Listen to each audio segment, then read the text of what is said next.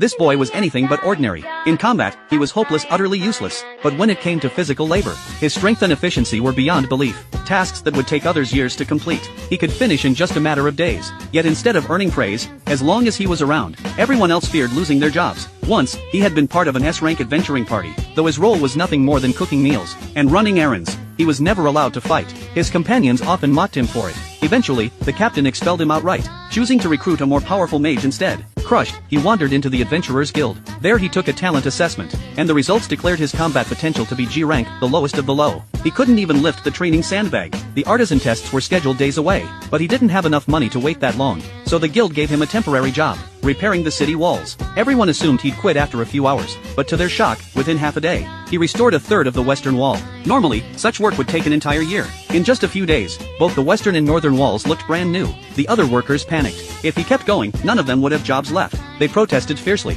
and the foreman was forced to pay him and send him away. But the wages he received were staggering, far more than he had ever dreamed of. Meanwhile, the guild finally realized their mistake. The sandbag he had tried to lift during the exam was actually a magical weight stone, used to measure raw mana. It only felt heavy to those with immense magical power, which meant that this so-called failure was hiding an extraordinary reservoir of mana. Soon after, Kelt was taken by Yorisha to work at a mine. It was supposed to be a stopgap job, but guided only by instinct, he easily picked out ore that contained crystals. What stunned everyone even more was that he could casually refine the raw stones into pure mana crystals. Such skill was nearly unheard of. Few in the entire kingdom could do it. When Yorisha brought the finished crystals to market, buyers recognized their value immediately. They paid handsomely, and even offered Kelt the rank of director, and a noble title. No one could have imagined that all this brilliance, all this wealth and recognition, came from the man once cast aside as a worthless burden.